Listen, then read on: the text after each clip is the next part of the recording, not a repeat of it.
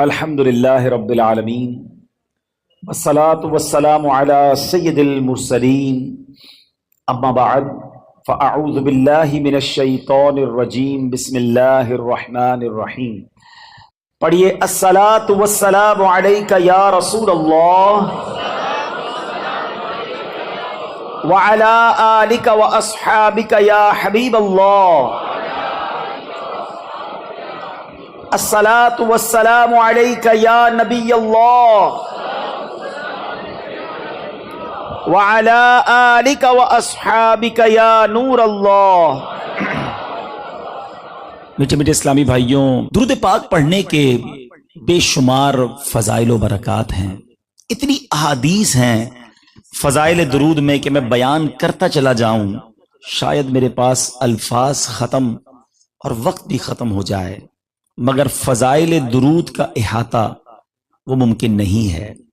لیکن اگر میں بہت ساری حدیثوں کا ایک عطر، ایک مجموعہ، ایک گلدستہ آپ کی طرف پیش کروں، اس سے پہلے کافی بڑے پڑھے لکھے سمجھدار لوگ بیٹھے ہیں، اگر میں آپ سے ایک سوال کروں کہ ذرا دل میں سوچئے کہ ایک مسلمان ہونے کی حیثیت سے آپ کے دل میں اس دنیا کے لیے کیا کیا تمنائیں ہیں، مرتے وقت آپ کیا چاہتے ہیں، قبر میں کیا دیکھنا چاہتے ہیں، اور محشر کے دن کی آپ کی کیا تمنائیں ہیں۔ یہ سوال میں نے ایسے ہی نہیں کیا، کبھی اکیلے میں بیٹھ کر لسٹ بھی بنانے کی کوشش کیجئے گا کہ ایک مسلمان کو دنیا میں کیا چاہیے، مرتے وقت کیا چاہیے، قبر میں کیا چاہیے، اور محشر میں کیا چاہیے۔ ٹھیک ہے، اور اب ان تمام باتوں کو اپنے ذہن میں رکھیے، اور اب میں نے کہا نا کہ کچھ احادیث کا عطر پیش کرنے جا رہا ہوں، سنتے جائیے، ایمان تازہ کرتے جائیے اور سبحان اللہ کہتے جائیے۔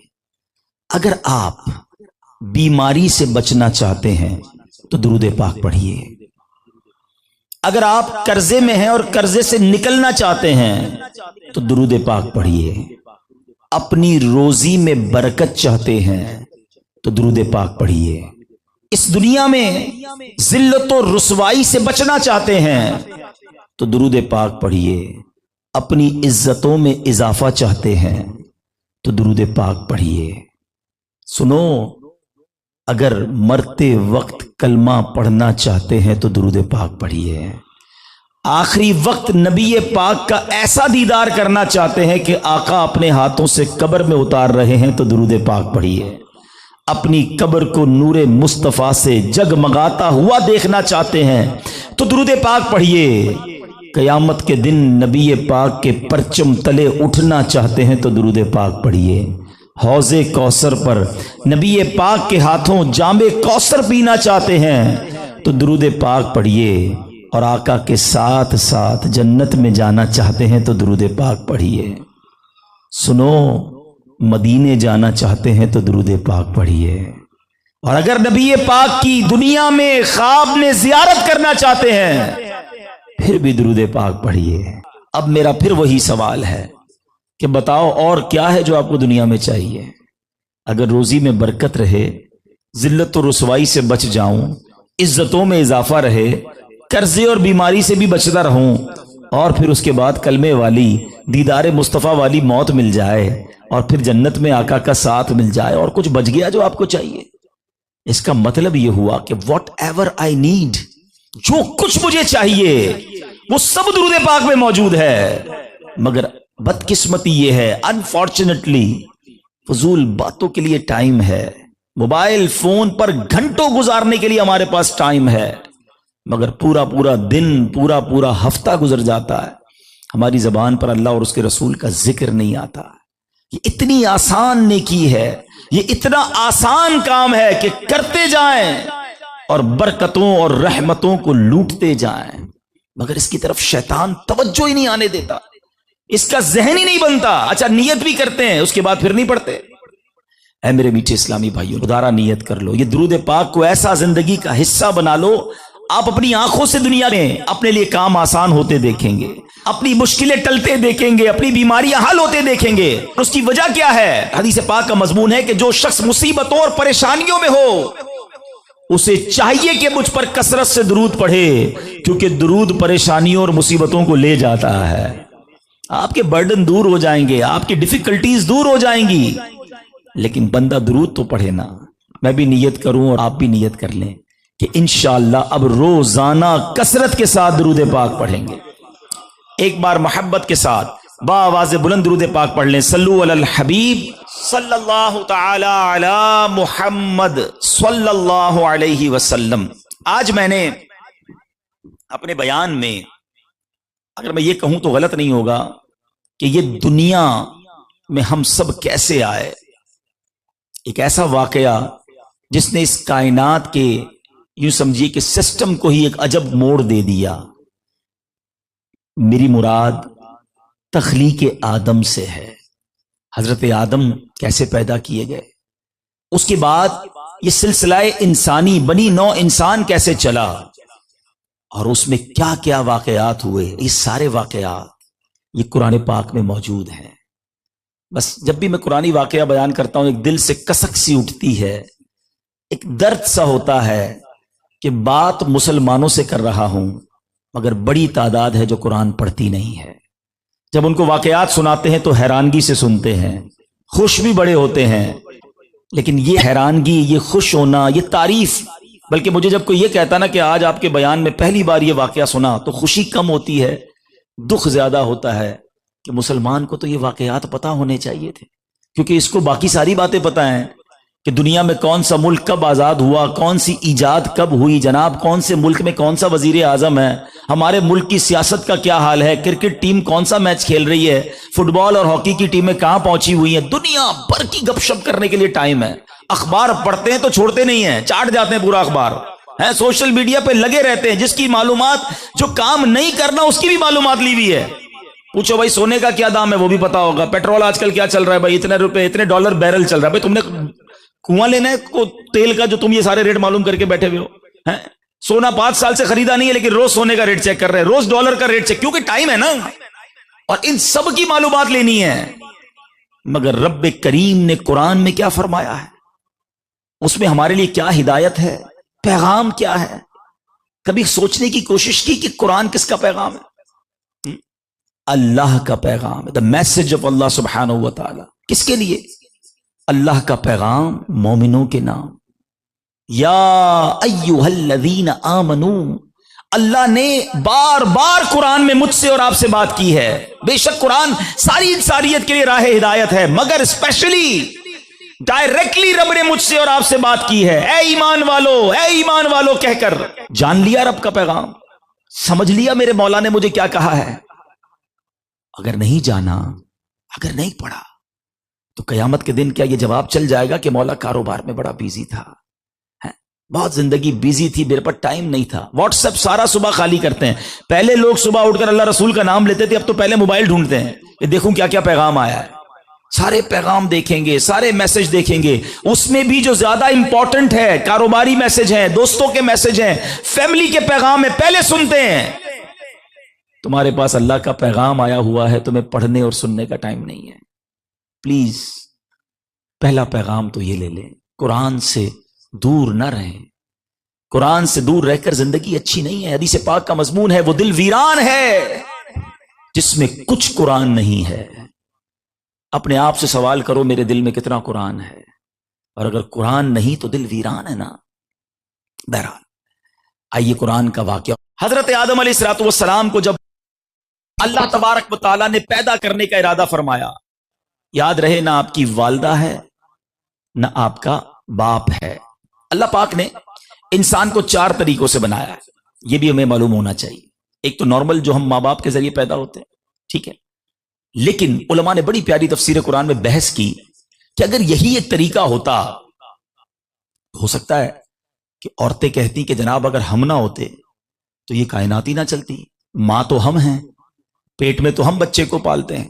مرد کہتے کہ ہم نہ ہوتے تو عورتیں بچے کیسے جنتی, یہ جوڑا بنا تو جناب یہ کائنات آگے چلی. تو اللہ کریم نے حضرت آدم کو بغیر ماں باپ کے پیدا کر کے بتا دیا کہ وہ جو چاہے کر سکتا ہے.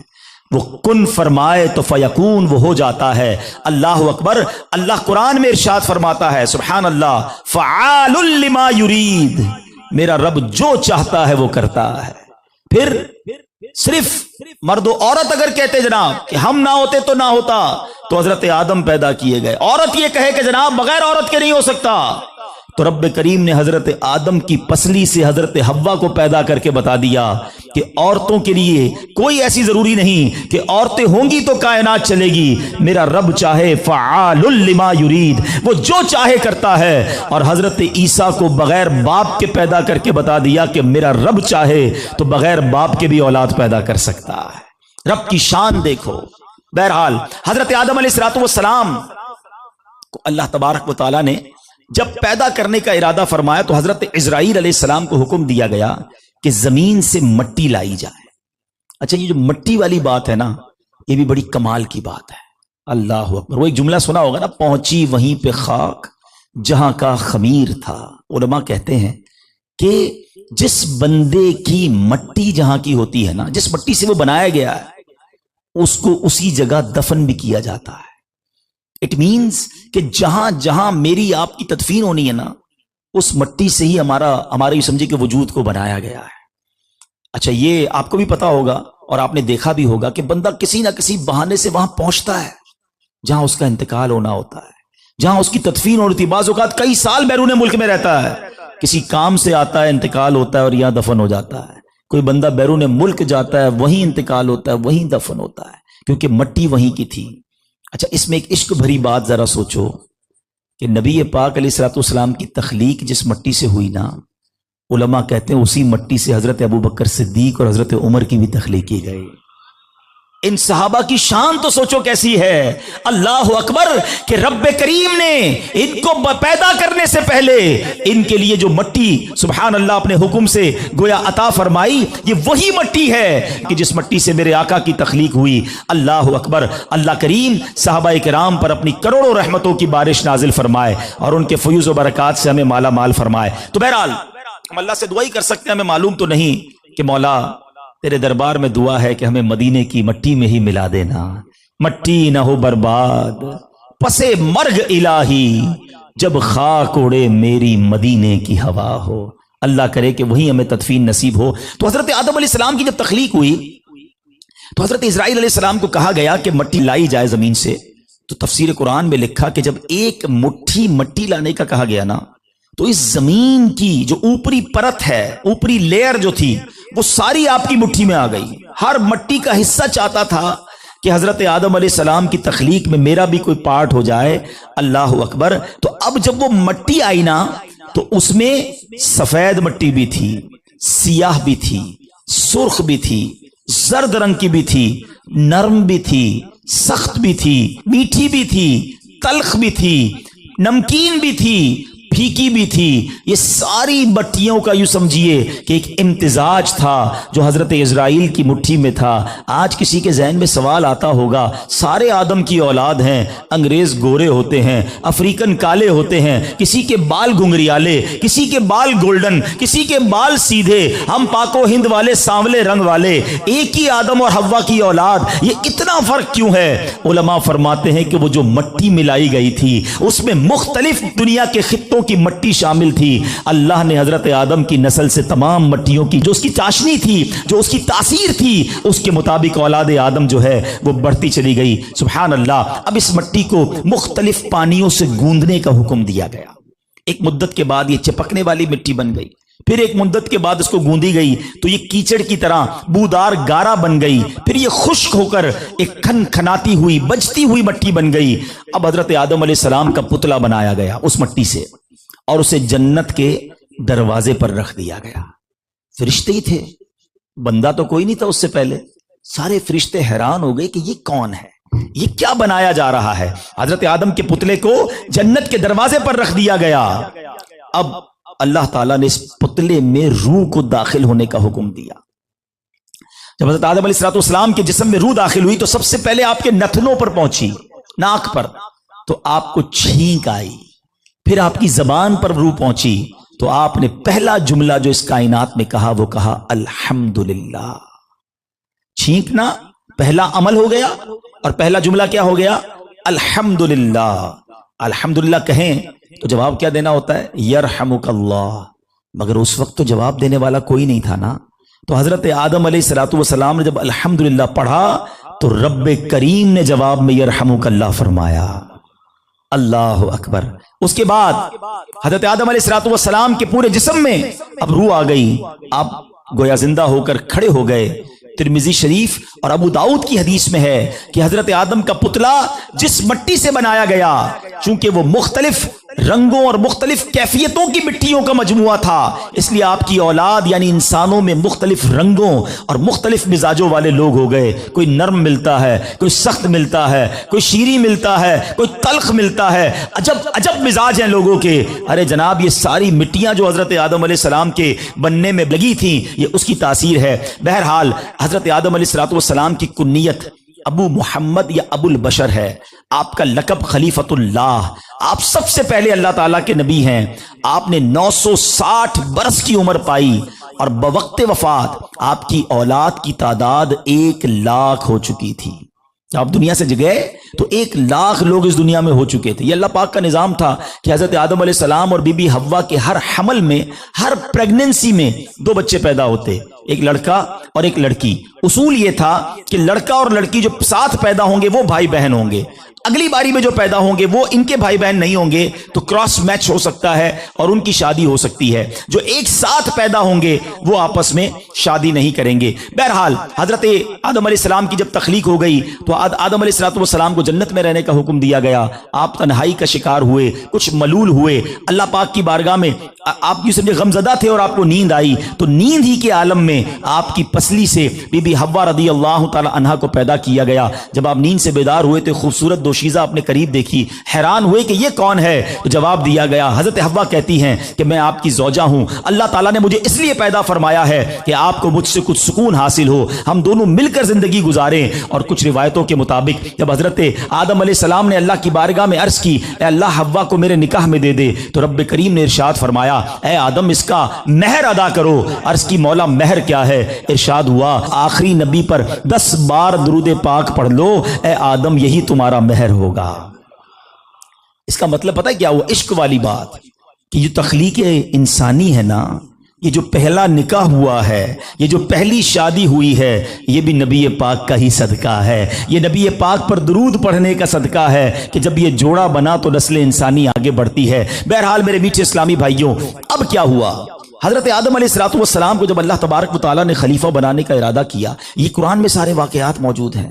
اللہ پاک نے ارشاد فرمایا کہ میرا نائب بن کر زمین میں میرے احکام کو نافذ کرے گا۔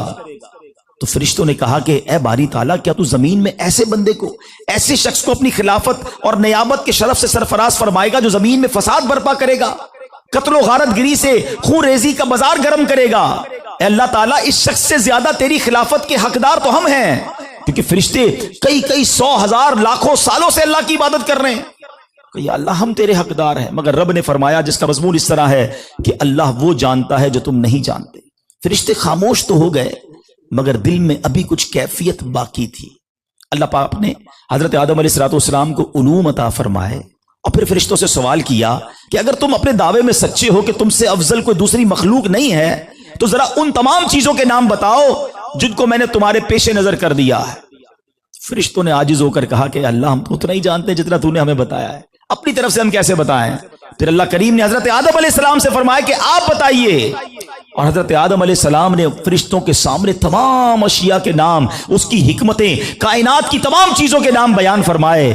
اللہ اکبر۔ اب حضرت آدم علیہ السلام کی جو علمیت تھی، آپ کا مقام تھا، وہ فرشتوں کے سامنے بھی رب نے ظاہر فرمایا، اور اب رب تعالیٰ نے حکم دیا کہ آدم کو سجدہ کیا جائے، اور اب فرشتوں نے اللہ کے حکم سے حضرت آدم علیہ السلام کو سجدہ کیا۔ یہ سجدے کی کہانی بھی بڑی عجب ہے، یہ بھی آپ کو بتاتا ہوں، مگر یہاں ایک بڑی کمال کی بات کہ جب حضرت آدم علیہ السلام کا پتلا جنت کے دروازے پر رکھا گیا نا، فرشتے تو تعجب سے دیکھتے تھے، شیطان بھی ان میں آیا اور اس نے دیکھا کہ یہ نئی کوئی مخلوق بنائی جا رہی ہے۔ اس بدبخت نے حضرت آدم علیہ السلام کے اس پتلے پر تھوک دیا۔ جب تھوکا نا تو وہ تھوک جو ہماری ناف کی جگہ ہے نا، اس جگہ پر پڑا۔ اب ذرا بڑی دلچسپ بات، شاید پہلی بار سنیں گے آپ، یہ جو میری اور آپ کی ناف ہوتی ہے نا، بیلی بٹن جسے کہتے ہیں، جسم میں ایک چھوٹا سا سوراخ ہوتا ہے، یہ پہلے پتلے میں نہیں تھا، حضرت آدم کے پتلے میں نہیں تھا، اسٹریٹ تھا نا۔ تو اس مقام پر جو شیطان نے تھوکا تو जिब्रील अमीन ने मट्टी का वो हिस्सा निकाल लिया, तो ये तो बन गई नाफ, मगर उस मट्टी का क्या बना? मुफस्सिरीन कुरान ने तफसीर रूहुल बयान में लिखा, अब वो जो छोटा पीस ऑफ मट्टी था उससे क्या बना? कहते हैं उससे कुत्ते की तख्लीक की गई। और अब कुत्ते में 3 खसलतें आपको मिलती हैं। वो रात भर जागता है, इंसान के बड़ा करीब हो जाता है, अगर उससे दोस्ती की जाए, उसको सुधाया जाए तो बड़ा क्लोज हो जाता है। आप देखें ना, घरों की चौकीदारी करता है, मगर काटता भी है। ठीक है, उलमा कहते हैं इन तीनों की भी वजह है।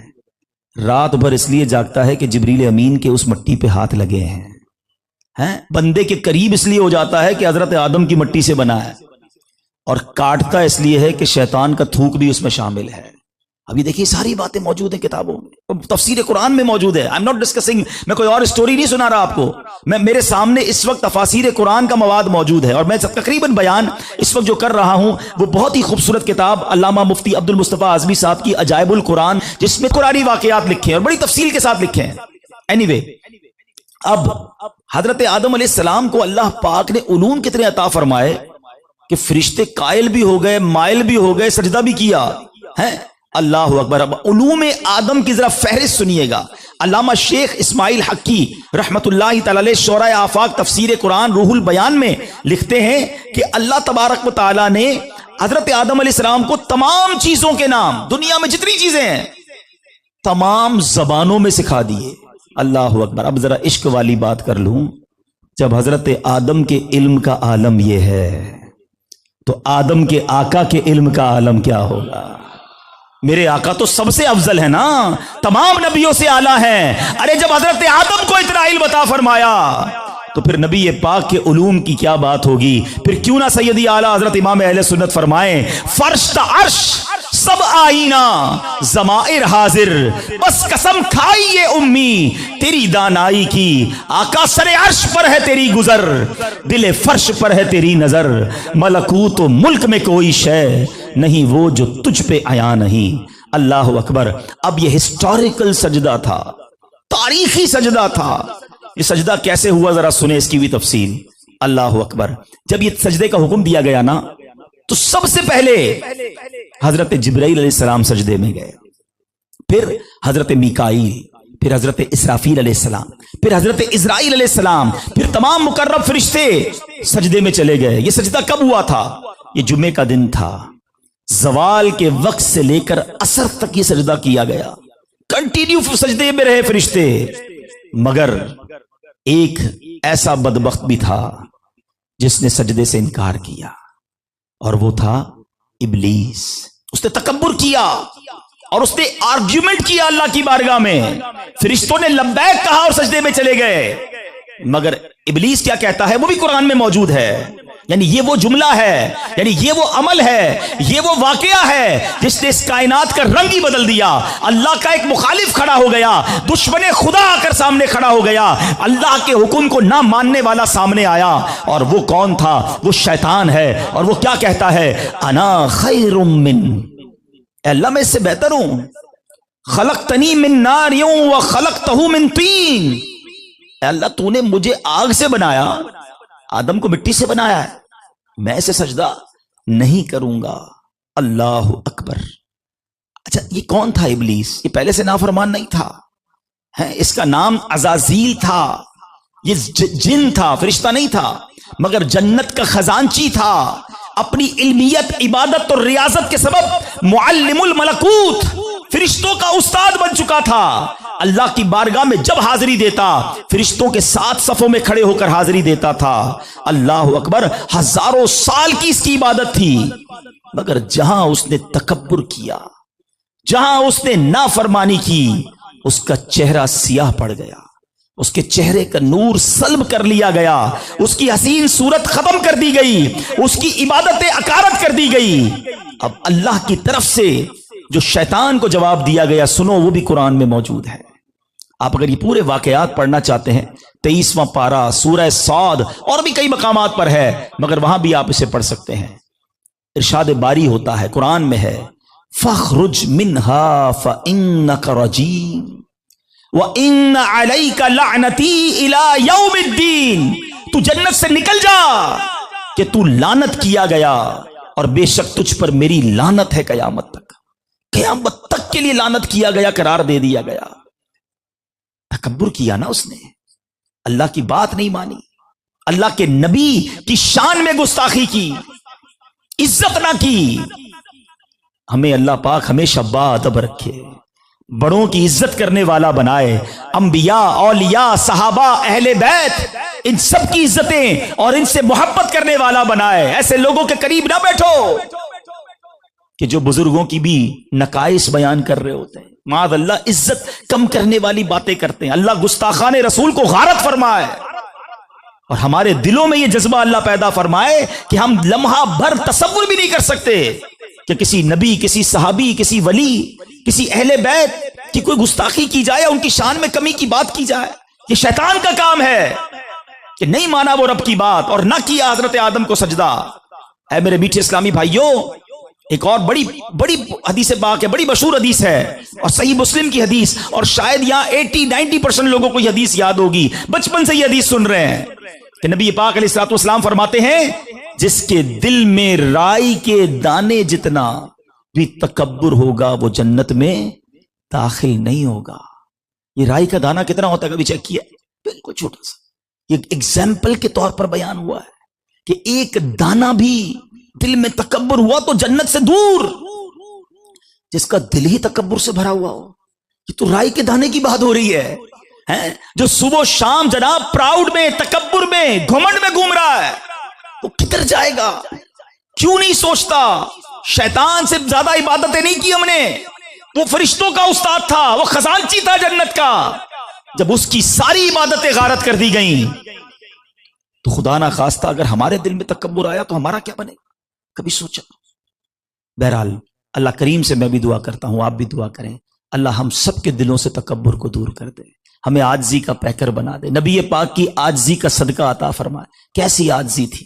کبھی جو کی موٹی روٹی تو کبھی کھجور پانی، تیرا ایسا سادہ کھانا مدنی مدینے والے، ہے چٹائی کا بچھونا، کبھی خاک ہی پہ سونا، کبھی ہاتھ کا سرانا، مدنی مدینے والے، تیری عاجزی پہ لاکھوں، تیری سادگی پہ لاکھوں، ہوں سلام عاجزانہ، مدنی مدینے والے۔